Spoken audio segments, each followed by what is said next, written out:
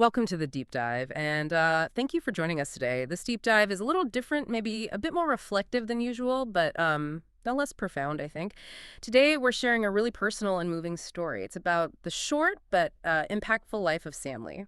She was a 17-year-old aunt who tragically passed away from acute leukemia back in 1994. That's right. In our source material, it's this poignant video. It's called Saner's Gao Eyes, which translates to documenting the short life of my 17-year-old aunt. Mm-hmm. It was created by her nephew or niece, as both this heartfelt tribute, but also a really powerful way to make sure her memory isn't forgotten. Yeah, it really strikes you. It's a stark reminder that stories, no matter how short the life or how many years go by, they can leave such a lasting meaning, shaping lives long after. So while this dive might touch on more emotional ground than maybe some of our usual explorations, we really believe it's important to look at all sides of the human experience, from the deeply personal to the, well, universally profound. And if you appreciate thoughtful conversations like this, maybe with a touch of wit sometimes and deep insight, then you're definitely in the right place. We'd love it if you'd subscribe, maybe share us with friends, and keep coming back for more. Mm-hmm. And as always, a huge thanks goes to our brilliant producer, FireflyHaku. They really help us bring these incredibly moving stories to life. Definitely. So let's unpack this journey into memory, into meaning, and really try to appreciate the echoes of a life that was, well, beautifully lived, even if short. Okay, so Sanli's story, it really starts in the heart of this close-knit family, right? In a small town, northern Anhui, China. Yeah, exactly. You have the grandparents, kind of the center, raising 4 kids. There's the uncle, the oldest, then 3 daughters.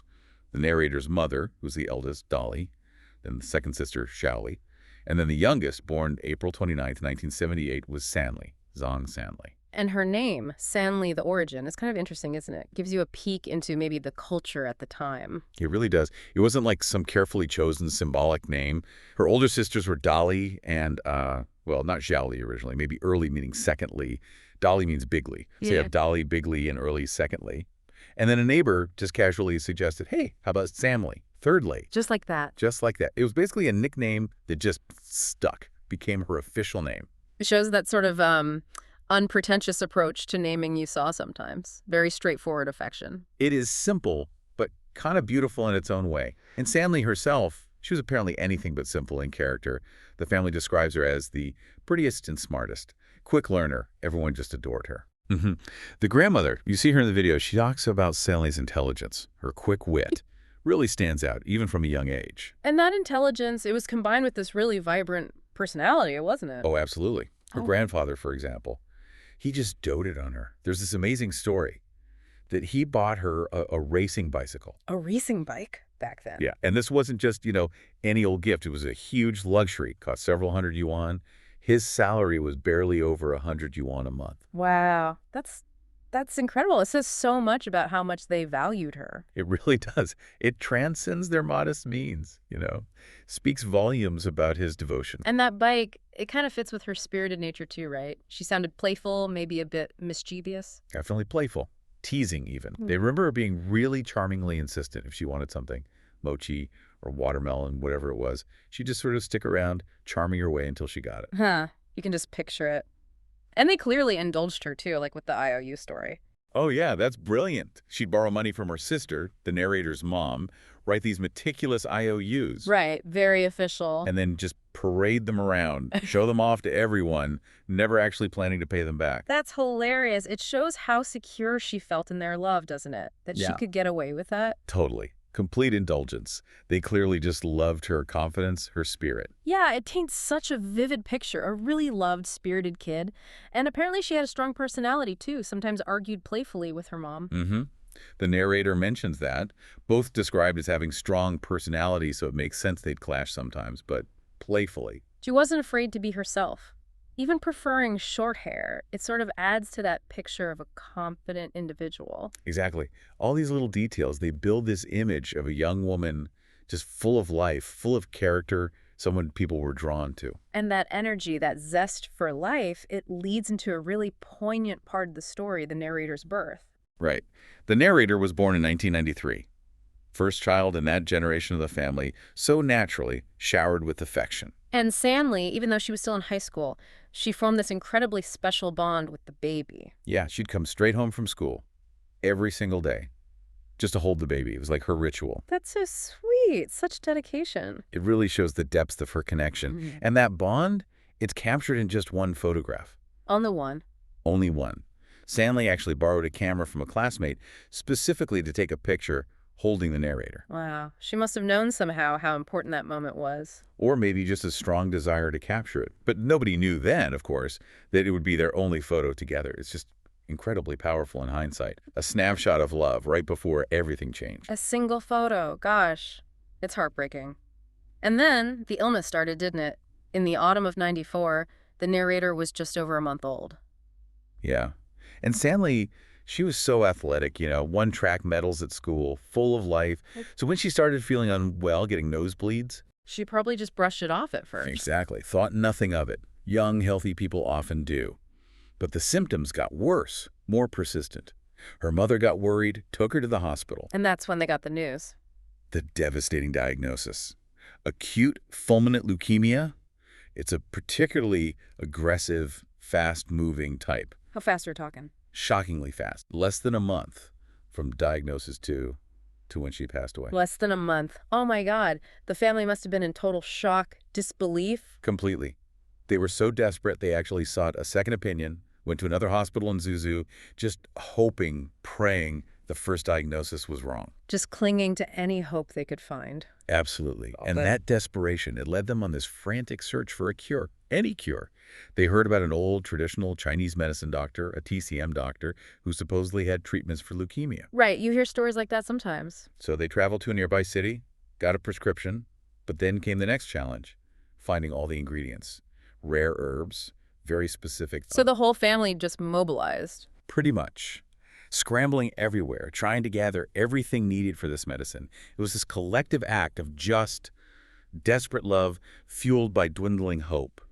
Every second counted. While Sanli was in the hospital. In isolation, right, because of the infection risk. Exactly. Her immune system was compromised, making her incredibly vulnerable. So she was in an isolated room. That physical separation must have been agony for everyone. And even then, while she was so weak, she had this one wish, didn't she? Yeah. She longed to hold the narrator again, the baby she loved holding every day after school. She pleaded with her sister, the narrator's mom, to bring the baby in. Oh, that must have been such a difficult decision for her sister. Hospital rules, the risk. It was agonizing. She hesitated at first, understandably, but Sanli kept asking, and in the end, love won out. She brought the baby. Could Sanli even hold the baby for long? No, she was too weak. Her strength was just fading so fast. But she got to see the baby, express her love, and she asked her sister, bring him her again in a couple of days. Oh, still holding on to that hope. In a couple of days. Yeah. It's heartbreaking, clinging to hope, even as her body was failing her. And her condition just kept getting worse. High fever, chemo. Relentless high fever, dry mouth, undergoing chemotherapy. It was brutal. Yeah. But incredibly, her spirit still shone through. Her popularity was clear. Classmates, teachers, they kept visiting, bringing gifts, even just standing outside the glass door. She still had plans too? Amazingly, yes. She even talked about wanting to celebrate her birthday with all her classmates when she got better. That resilience is just remarkable. It really is.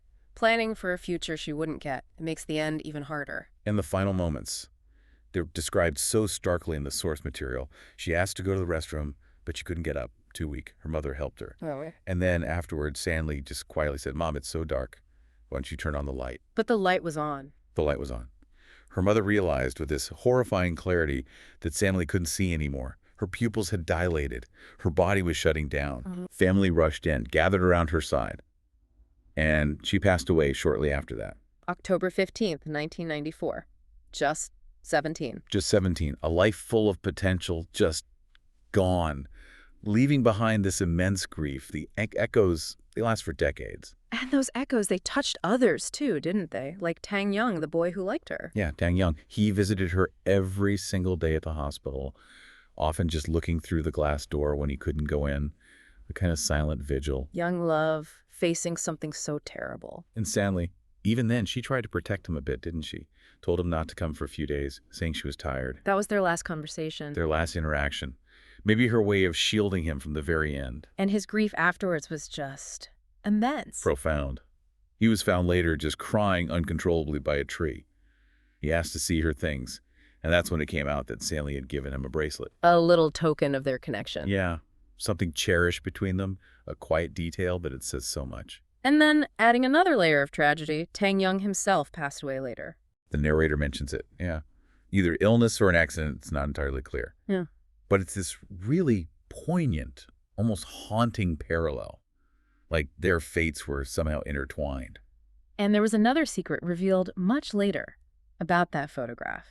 The only one. Exactly. Only recently, like 30 years later, the narrator found out that Tang Yong was actually with Sanli when she came home to take that photo. He was there. He accompanied her to the house that day, a silent witness to that moment between Sanli and the baby.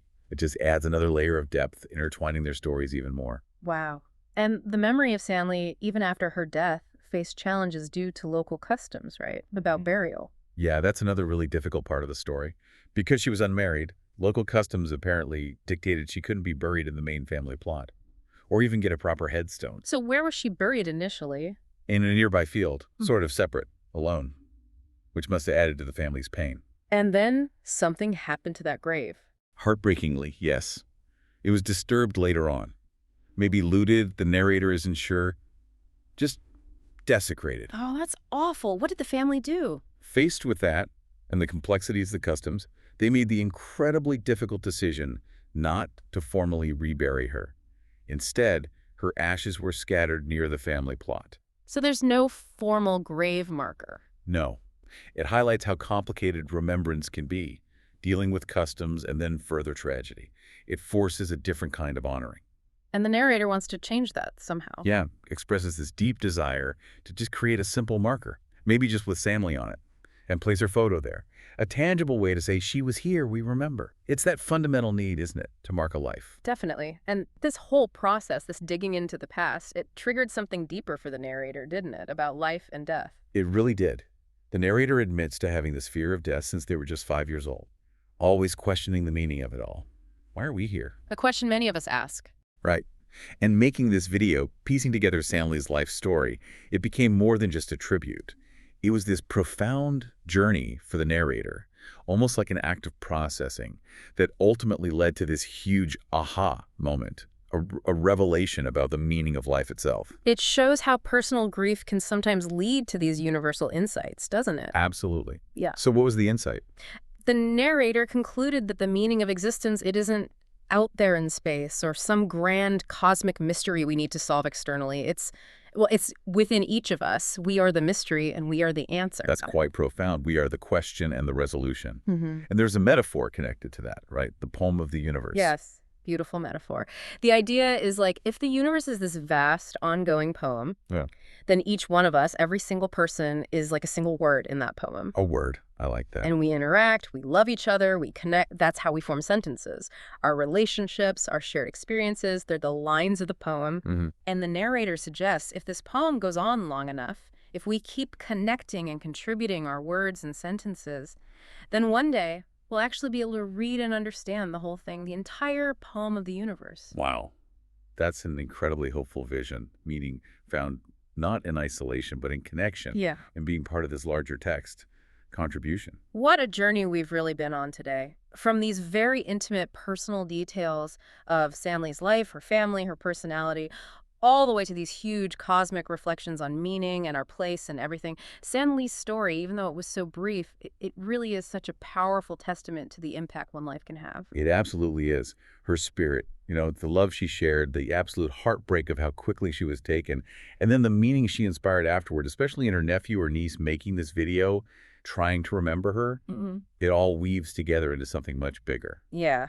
It really makes you think, doesn't it? About the quieter legacies, the ones we might not even be aware we're leaving behind. Mm-hmm.